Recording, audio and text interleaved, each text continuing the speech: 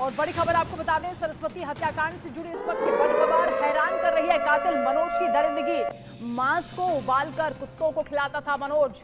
हत्या के बाद सरस्वती के कई टुकड़े किए। मांस के टुकड़ों को कुकर में उबालता था मनोज। नरभक्षी इसीलिए कहा जा रहा है, इंसान का मांस खाया। और बड़े हैरान करने वाले, चौंकाने वाले खुलासे लगातार हो रहे हैं। जो पड़ोसियों की ओर से कहानियां बताई जा रही हैं वो सुनने में यकीन करने लायक नहीं है, लेकिन ऐसा सच में हुआ है।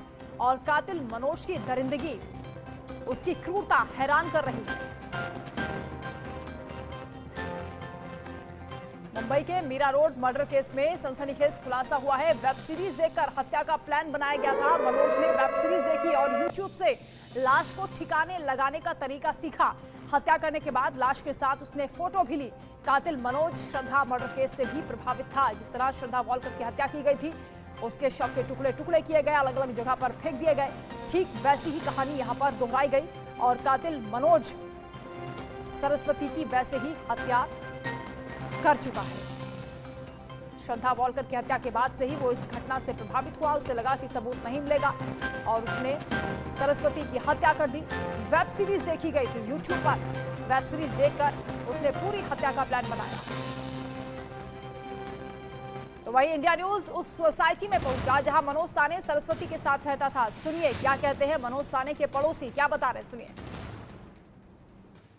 तो जी आप बताएं कैसे इस जो असुर की बात करें, उसका नाम लेना भी सही नहीं रहेगा, ऐसे राक्षस, ऐसे असुर के बारे में क्या कहेंगे, पहले मैं आपसे जानना चाहूँगा। इसके बारे में तो सबसे पहले मैं मीडिया के थ्रू ये अपील करना चाहूँगी कानून और गवर्नमेंट से कि सरस्वती वैद्य को इंसाफ मिले और उसके इंसाफ के लिए हर महिलाएं मीरा रोड से खड़ी रहेंगी ताकि उनको इंसाफ मिले। ऐसे असुर को सज़ा होनी चाहिए। मर्डर तो होती है लेकिन कुकर में उबाल देना, मिक्सी में पीस देना, ये कहीं की इंसानियत नहीं है। उसे तो मैं हैवान समझूंगी। जादू टोना तांत्रिक क्या था भगवान जाने, जो इतनी प्यारी सी बच्ची के साथ इतना गंदा कांड किया। मैं मीडिया से रिक्वेस्ट करूंगी कि आप इस चीज़ को आगे से आगे तक लेके जाए ताकि उसे जो कहा जाता है ना वो अनाथ है, वो बिल्कुल अनाथ नहीं है। वो हम सबकी बेटी है, हम सबकी छोटी बहन है और उसे न्याय मिलना चाहिए। इस चीज़ के लिए हमारी तरफ से, मीरा भाईंदर से सभी लेडीज़ आगे तक जाएंगी।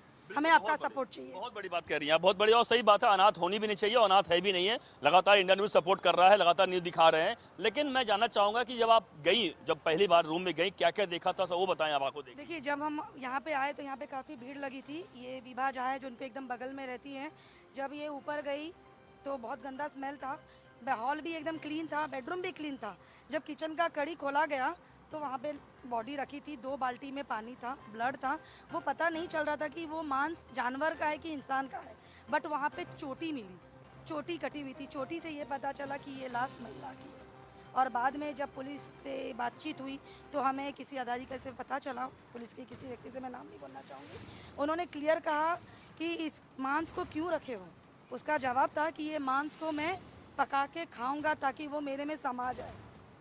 इस तरीके का वो इंसान था। इसके बारे में मैं क्या ही शब्द बोलूं। बड़ी खुलासा कर रही हैं आप, बहुत बड़ी बात कर रही हैं आप नीतू जी की। जिस तरीके से वो ये कह रहा था, यानी कि वो मांस को, यानी कहें कि पका कर खाता था। हाँ, वो पका के खाता था। खुद कहा है उसने कि मैं ये मांस को रखाऊं ताकि मैं उसको पका के खाऊं ताकि वो मेरे में समा जाए। ये क्या शब्द है, मेरे में समा जाए। यानी ये कोई आम जो इंसान, कोई अगर कहें जिसका सही दिमाग होगा, मुझे लगता नहीं कि कोई ऐसा कर पाएगा। सोच भी सकता है, ऐसे तो कह नहीं सकते कि उसके पास दिमाग नहीं। दिमाग तो बहुत घटिया तरीके से यूज़ किया है। मार देना, वो जो झाड़ काटने वाली जो होती है मशीन, उससे बस एक पैर बचा था और पेट बचा था। बाकी उसने सब कट करके पॉलीथीन में रखे हुए थे। उसे वो धोता था, उबालता था, मिक्सी में करता था, फिर उसको फ्लश करता था। लेकिन काफ़ी सारे पार्ट्स मिले भी, पॉलीथीन में वहाँ पे बांध के रखे थे। लेकिन वो जो बाल्टी में जो मांस था ना, खून खून था, डिसमेंटल किया हुआ था, जो पता नहीं चल रहा था कि मांस क्या है। ये खुद वहाँ पे बहुत करीब से गई थी लेकिन हिम्मत नहीं हुआ, ये बाहर आ गई।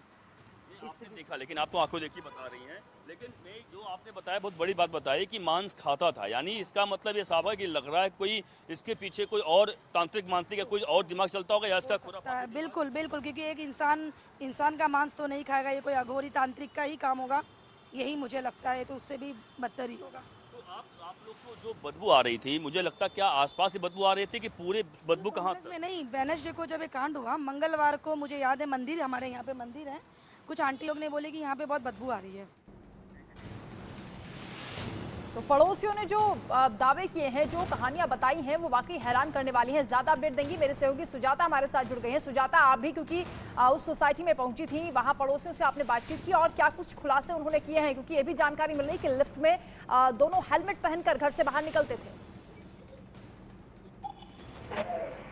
बिल्कुल, देखिए ये जो कुछ बातें और जो कुछ नए तथ्य अब सामने आ रहे हैं, कहीं ना कहीं चौंका देने वाले हैं। क्योंकि पहले जो है आरोपी मनोज साहनी लगातार ये बोलता था कि एक लिव इन रिलेशनशिप था, लेकिन बाद में ये बताना कि ये एक बाप और बेटी का संबंध था दोनों के बीच, एक और चौंकाने वाली बात है। लेकिन आप पड़ोसियों का इस प्रकार से कहना कि पहले जब गंदी बदबू आने लगी, उसके बाद जब पुलिस आई तो मनोज साहनी उस समय घर पर पहुंचा था अपने काम से, वो वहां से भागना चाहा लेकिन वो भाग नहीं सका, तब तक पुलिस ने उसको दबिश दे दी। इसके बाद से जैसे ही घर खोला गया तो किचन, पहले पूरा हॉल साफ किया हुआ था।